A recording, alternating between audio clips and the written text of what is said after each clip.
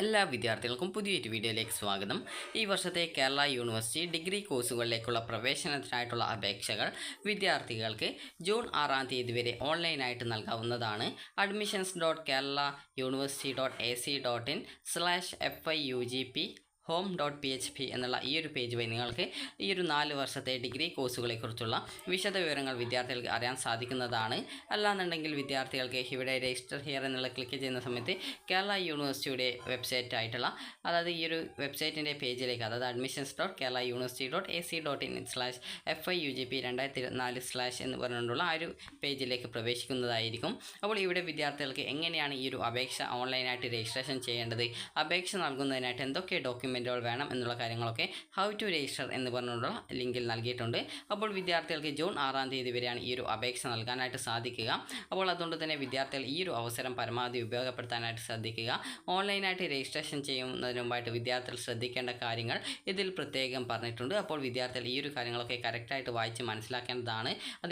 അതുപോലെ തന്നെ വിദ്യാർത്ഥികൾക്ക് അപേക്ഷ നൽകുന്നതിനായിട്ട് എന്തൊക്കെ എലിജിബിലിറ്റി അതായത് എന്തൊക്കെ ആനുകൂല്യങ്ങളാണ് ഉള്ളത്, അതുപോലെ എന്തൊക്കെ സംവരണം ആനുകൂല്യങ്ങളാണ് ഉള്ളത് എന്നിങ്ങനെ അതുപോലെ തന്നെ എന്തൊക്കെ ബോണസ് പോയിന്റുകളാണ് NCC, NSS, SPC, ex serviceman, widow, അതുപോലെ or children of jawan and ex serviceman, ഇതുപോലെ എന്തൊക്കെ വിഭാഗങ്ങൾക്കാണ് അർഹത, അതായത് ഈ ഒരു ബോണസ് പോയിന്റ് അല്ലെങ്കിൽ വെയിറ്റേജിന് അർഹത ഉള്ളത് എന്നിങ്ങനെ ഉള്ള ഡീറ്റെയിൽസുകളും ഇതിൽ കറക്റ്റായിട്ട് നൽകിയിട്ടുണ്ട്. അതുപോലെ തന്നെ സ്പോർട്സ് കോട്ടയിൽ എങ്ങനെ നിങ്ങൾക്ക് അഡ്മിഷൻ നിങ്ങൾക്ക് നേടാം എന്നുള്ള സംബന്ധിച്ചുള്ള ഡീറ്റെയിൽസും ഇതിൽ കറക്റ്റായിട്ട് കൊടുത്തിട്ടുണ്ട്. അപ്പോൾ ഇതിൽ പറഞ്ഞ പ്രകാരമുള്ള നിർദ്ദേശങ്ങൾ വിദ്യാർത്ഥികൾ കറക്റ്റായിട്ട് വായിച്ച് മനസ്സിലാക്കുക. ഒരു വിദ്യാർത്ഥിക്ക് 20 ഓപ്ഷൻസ് മാത്രമേ നൽകാനായിട്ട് സാധിക്കുള്ളൂ. അതുകൊണ്ട് തന്നെ വിദ്യാർത്ഥികൾ ശ്രദ്ധിക്കേണ്ട കാര്യം നിങ്ങൾക്ക് ഏത് കോഴ്സിലേക്കാണ് അഡ്മിഷൻ കൂടുതൽ ആഗ്രഹിക്കുന്നത്, ഏത് കോളേജിലേക്കാണ് ആഗ്രഹിക്കുന്നത് ആ ഒരു കോളേജ് മുൻഗണനാക്രമത്തിൽ കൊടുക്കേണ്ടതാണ്. അല്ലാന്നുണ്ടെങ്കിൽ വിദ്യാർത്ഥികൾക്ക് ഒരു ഉദാഹരണത്തിന് ഫസ്റ്റ് അലോട്ട്മെൻറ്റ് സമയത്ത് നിങ്ങൾക്ക് ഒരു 10ാമത്തെ ഓപ്ഷൻ കിട്ടി, നിങ്ങൾക്ക് 11 മുതലാണ് നിങ്ങൾക്ക് ഇഷ്ടമുള്ള ഓപ്ഷൻസ് ഉള്ളത് എങ്കിൽ പിന്നീട് വരുന്ന അലോട്ട്മെൻറ്റുകളിൽ അത് പരിഗണിക്കുന്നതായിരിക്കില്ല. അതുകൊണ്ട് തന്നെ വിദ്യാർത്ഥികൾ ശ്രദ്ധിക്കേണ്ടത് നിങ്ങൾക്കുള്ള താല്പര്യം അനുസരിച്ചുള്ള ഓപ്ഷൻസ് മാത്രമേ നിങ്ങൾ ഫസ്റ്റ് നൽകാവൂ. അതിനുശേഷം മാത്രം താഴോട്ടേക്ക് നിങ്ങൾക്ക് താല്പര്യമില്ലാത്ത ഓപ്ഷൻസ് വേണമെങ്കിലും നിങ്ങൾക്ക് വെക്കാവുന്നതാണ്. അതുപോലെ തന്നെ അലോട്ട്മെൻറ്റ് കിട്ടിക്കഴിഞ്ഞാൽ വിദ്യാർത്ഥികൾ കോളേജിൽ പോയിട്ട് നിർബന്ധമായിട്ടും അഡ്മിഷൻ നേടേണ്ടതായിട്ട് വരുന്നതാണ്. താൽക്കാലിക അഡ്മിഷനും അതുപോലെ തന്നെ ടെമ്പററി അഡ്മിഷനും ഉണ്ടായിരിക്കുന്നതാണ്. അതുപോലെ അപേക്ഷയിൽ എന്തെങ്കിലും തിരുത്തലുകൾ നിങ്ങൾക്ക് ആവശ്യമുണ്ടെങ്കിൽ കംപ്ലീറ്റഡ് പ്രൊഫൈൽ എന്നുള്ള ലിങ്കിൽ ക്ലിക്ക് ചെയ്തുകൊണ്ട് വിദ്യാർത്ഥികൾക്ക് നിങ്ങളുടെ പ്രൊഫൈലിൽ കൊടുത്തിട്ടുള്ള ആ ഒരു ലിങ്കിൽ ക്ലിക്ക് ചെയ്ത് നിങ്ങളുടെ അപേക്ഷയിൽ എഡിറ്റ് ചെയ്യുകയും എഡിറ്റ് ചെയ്ത് സബ്മിറ്റ് ചെയ്ത് കഴിഞ്ഞാൽ വിദ്യാർത്ഥികൾക്ക് അപേക്ഷയുടെ ഏറ്റവും പുതിയ പ്രിൻ്റ് ഔട്ട് എടുത്ത് സൂക്ഷിച്ചു വയ്ക്കേണ്ടതുമാണ്. അതുപോലെ തന്നെ വിദ്യാർത്ഥികൾക്ക് നിങ്ങളുടെ അപേക്ഷ ഈ ഒരു അലോട്ട്മെൻറ്റിനായിട്ട് അപ്ലൈ ചെയ്യാനുള്ള ലാസ്റ്റ് ഡേറ്റ് ആയിട്ടുള്ള ജൂൺ 6-ാം തീയതി വരെ നിങ്ങൾക്ക് ആവശ്യമെങ്കിൽ എഡിറ്റ് ചെയ്യാൻ സാധിക്കുന്നതായിരിക്കും.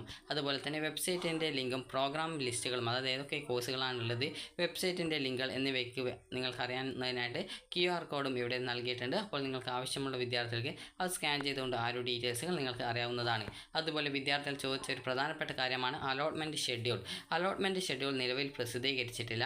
ജൂൺ 6-ാം തീയതി വരെ വിദ്യാർത്ഥികൾക്ക് അപേക്ഷ നൽകാനുള്ള സമയം ഉള്ളതുകൊണ്ട് തന്നെ വിദ്യാർത്ഥികൾക്ക് ഈ ഒരു അപേക്ഷ നൽകുന്നതിനായിട്ട് അതായത് ഈ ഒരു ജൂൺ 6 വരെയാണ് അപേക്ഷയുള്ളത്. അപ്പോൾ അതുകൊണ്ട് തന്നെ ട്രയൽ അലോട്ട്മെൻറ്റ് ഏകദേശം ജൂൺ 7, 8 ഈ ഒരു തീയതികളിലായിട്ട് വരുന്നതാണ്.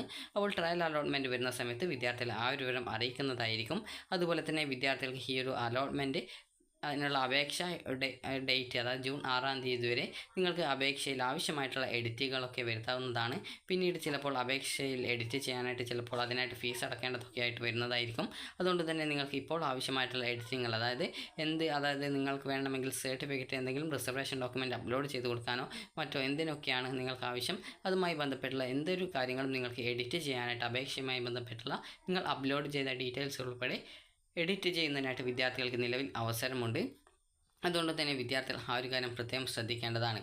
അതുപോലെ തന്നെ വിദ്യാർത്ഥികൾക്ക് കേരള യൂണിവേഴ്സിറ്റിയുടെ കോഴ്സുകൾ അറിയുന്നതിനായിട്ട് വിദ്യാർത്ഥികൾക്ക് പ്രോഗ്രാംസ് എന്ന് പറഞ്ഞുകൊണ്ട് ഇവിടെ ലിങ്ക് നൽകിയിട്ടുണ്ട്. അതിൽ ക്ലിക്ക് ചെയ്തുകൊണ്ട് നിങ്ങൾക്ക് ഓരോ കോഴ്സിൻ്റെ കാര്യങ്ങളും സെലക്ട് ചെയ്യുന്ന സമയത്ത് ആ ഒരു കോഴ്സ് ഏത് കോളേജിലാണ്, ആ ഒരു കോളേജ് സെൽഫ് ഫിനാൻസ് ആണോ അല്ലെങ്കിൽ ഗവൺമെൻറ് കോളേജാണോ അല്ലെങ്കിൽ എയ്ഡഡ് കോളേജുകളാണോ എന്നുള്ള കാര്യം നിങ്ങൾക്ക് അറിയാൻ സാധിക്കുന്നതാണ്. അതുപോലെ ആ ഒരു കോഴ്സിൻ്റെ എലിജിബിലിറ്റി എന്താണെന്നുള്ളതും കറക്റ്റായിട്ട് ആ ഒരു കോഴ്സിന് താഴായിട്ട് തന്നെ നൽകിയിട്ടുള്ളത് കാണാൻ സാധിക്കുന്നതായിരിക്കും.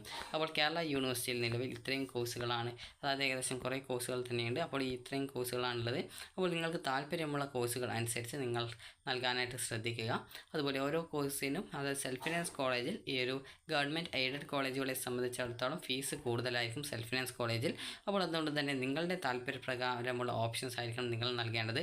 പ്രോസ്പെക്ടസിൽ എങ്ങനെയാണ് ഇൻഡെക്സ് മാർക്ക് കാൽക്കുലേഷൻ ചെയ്യുന്നത് എന്നുള്ളത് സംബന്ധിച്ചുള്ള ഡീറ്റെയിൽസുകൾ വിശദമായിട്ട് കൊടുത്തിട്ടുണ്ട്. ഓരോ കോഴ്സിനും എങ്ങനെയാണ് ഇൻഡെക്സ് മാർക്ക് കാൽക്കുലേഷൻ ചെയ്യുന്നത് എന്നുള്ളത് സംബന്ധിച്ചുള്ള ഡീറ്റെയിൽസുകൾ വളരെ വിശദമായിട്ട് കൊടുത്തിട്ടുണ്ട്. അപ്പോൾ അതൊക്കെ നിങ്ങൾ കറക്റ്റായിട്ട് നോക്കുക.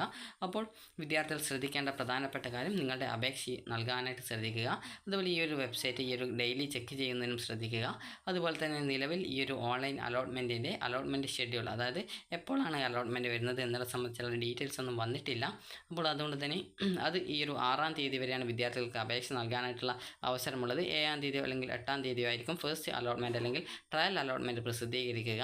അപ്പോൾ ആ ഒരു സമയത്ത് വിദ്യാർത്ഥികൾ ഈ ഒരു കാര്യം ശ്രദ്ധിക്കുക. ഫസ്റ്റ് അലോട്ട്മെൻറ്റ് ആണ് വരുന്നതെങ്കിൽ അലോട്ട്മെൻറ്റ് ലഭിക്കുന്ന വിദ്യാർത്ഥികൾ യൂണിവേഴ്സിറ്റിയുടെ നിശ്ചിതമായിട്ടുള്ള രജിസ്ട്രേഷൻ ഫീസ് അടയ്ക്കുകയും അതുപോലെ തന്നെ അലോട്ട്മെൻറ്റ് ലഭിക്കുന്ന കോളേജിൽ അഡ്മിഷൻ നേടേണ്ടതുമായിട്ട് വരുന്നതാണ്.